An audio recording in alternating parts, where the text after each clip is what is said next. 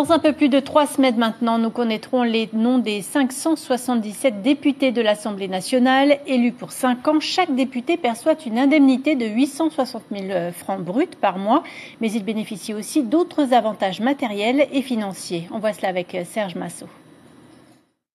Pour mener à bien sa mission, le député dispose d'un bureau, de matériel informatique et de la prise en charge maximum de 5 lignes de téléphone mobile. Les voyages en train en première classe sont pris en charge. Les députés des DOM ont droit à 26 allers-retours en avion par an entre leur circonscription et Paris. En classe affaires, 16 seulement pour les députés du Pacifique. Le député cotise à une caisse de retraite spécifique. La pension moyenne est de 2 700 € net par mois. Il dispose aussi d'une enveloppe de 9 600 € pour employer des collaborateurs, et c'est lui seul qui fixe leurs conditions de travail et leur salaire. Plus problématique, l'IRFM, l'indemnité de représentation de frais de mandat, 5 800 € bruts par mois, qui doivent servir aux dépenses liées à l'exercice du mandat. Achat de costumes, paiement du loyer d'une permanence ou de plein d'autres choses, car l'Assemblée nationale ne demande aucun justificatif et ne contrôle pas l'utilisation de l'IRFM. Bonsoir Dominique Tixier, bienvenue. Vous êtes candidate dans la 3e circonscription polynésienne. La loi sur la moralisation de la vie politique promise par Emmanuel Macron pourrait remettre en cause l'IRFM, dont on vient de parler, l'indemnité de représentation de frais de mandat. C'est ce que vous souhaitez, vous aussi ? Oui, nous souhaitons également effectivement remettre en cause certaines règles de la moralisation de la vie politique.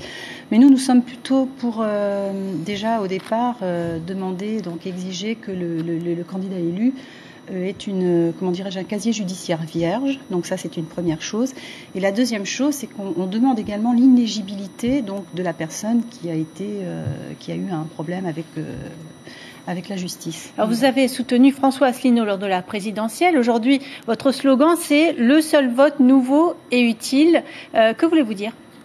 Eh bien, utile parce que nous avons un programme pour les Polynésiens. Et donc ce programme, si nous ne sommes pas... Enfin, ce que nous demandons surtout aux Polynésiens, c'est de nous donner un maximum, de nous faire confiance un maximum, de nous donner un maximum de voix. Et je pense que nous allons certainement intéresser d'autres partis politiques qui vont certainement venir nous voir. Et donc à ce moment-là, nous pourrons imposer donc notre programme en conditions d'échange. Donc ça passe déjà par une équité en matière d'énergie. C'est l'un des grands axes de votre programme, avec le prix de la téléphonie et d'Internet. Quels seraient vos leviers pour cela ? La péréquation donc de la téléphonie, d'Internet et d'électricité, c'est tout simplement parce qu'on estime que ce n'est pas normal qu'en Polynésie, on paye plus cher le téléphone, l'Internet et l'électricité. Donc on veut aligner tous les tarifs avec la métropole sous forme de subventions. Ça demande de gros investissements, notamment en matière de téléphonie. Vous comprenez les opérateurs sur ce point. Comment vous pourriez changer les choses ? Ce sera l'État, ce sera sous forme de subvention, c'est-à-dire qu'en fait, il y a du budget. Avec la CSPE notamment. On essaiera de trouver des budgets pour faire baisser le prix, et pas que le prix d'Internet d'ailleurs, le prix également des billets d'avion, parce qu'on estime que c'est aussi un gros problème pour l'évolution économique et pour les Polynésiens. Oui, la continuité territoriale. Vous voulez clairement sortir de l'Europe, ça a été un des grands sujets abordés pendant la campagne. Pourtant, vous citez les échanges type Erasmus pour permettre aux collégiens polynésiens d'aller facilement en métropole. Pourquoi est-ce que ça vous tient autant à cœur ? Eh bien parce qu'on est pour l'ouverture en fait. L'Erasmus, ça n'est pas forcément un projet projet de l'Union européenne. C'est un projet européen, mais pas de l'Union européenne.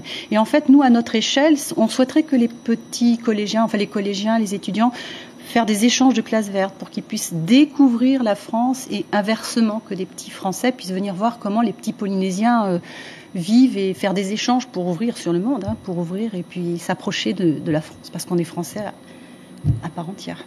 La 3e circonscription comprend les îles sous le vent. Vous êtes allé à leur rencontre ? Malheureusement, non, parce qu'on ne dispose pas de grands moyens.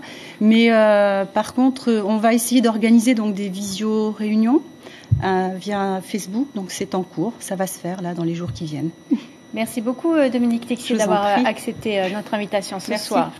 Autre sujet qui anime cette campagne, l'indemnisation des victimes des essais nucléaires lors du débat diffusé hier soir sur nos antennes et que vous pouvez encore voir sur notre site internet. Le thème a été largement abordé par les candidats de la 2e circonscription. Regardez. La loi Morin, non seulement elle est à refaire, mais il y a beaucoup aussi de carences dans cette loi. Tout d'abord, les ayants droit ne sont pas pris en compte. Il y a aussi un plafonnement des dommages qui sont scandaleux vis-à-vis du vécu des victimes. Tous les dossiers déposés ne sont pas du tout pris en compte et ça dure tellement longtemps que les victimes ont le temps de trépasser. Aujourd'hui, le rôle du député est évidemment de suivre ce qui va se passer. Ça a été acté, notamment suivre les indemnisations des victimes du nucléaire. Ensuite, il y a eu des engagements pris par le président de la République ici. Donc, il faut absolument qu'on suive ce qui a été dit, que ça se réalise en action concrète. C'est aussi le problème foncier. Puisqu'aujourd'hui, Moruro et Fangatofa est toujours entre la gestion de l'État. Ce sont des problèmes à discuter, mais rapidement.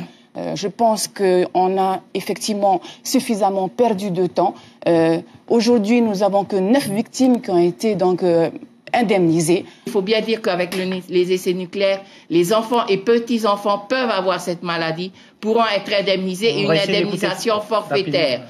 Non pas une indemnisation calculée avec des petites règles de comptable. Ça devient comme un effet de mode. Tout le monde reconnaît que tout à coup, effectivement, il y a un problème avec le nucléaire. Et on ose dire les choses.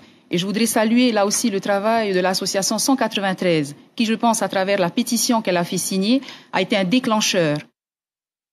Les débats, vous ne verrez pas forcément les 27 candidats polynésiens. Pourquoi ? Eh bien, on va le découvrir tout de suite avec vous, Lucie Guichet. Bonsoir.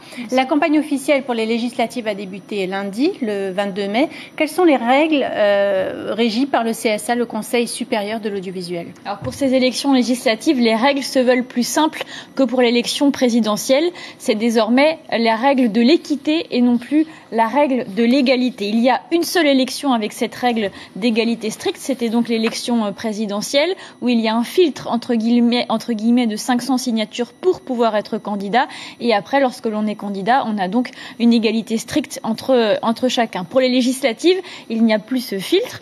Tout le monde peut être candidat, mais pour ne pas léser les candidats qui auraient déjà un poids ou une assise électorale, il y a donc cette règle de l'équité des temps de parole pour les candidats ou leur soutien. Alors, comment mesure-t-on l'équité ? Alors, il y a 2 critères. Il y a d'abord la représentativité des candidats en fonction des derniers résultats au précédent scrutin. Plus il y a un poids électoral important, plus le temps de parole est important. Et pour les législatives, le CSA prend en compte le nombre de députés élus à l'Assemblée nationale, et cela peut donner quelques surprises. Par exemple, aujourd'hui, le CSA a accordé 12 minutes à la République en marche d'Emmanuel Macron, le nouveau président de la République, contre 120 minutes pour le Parti socialiste, donc 10 fois plus.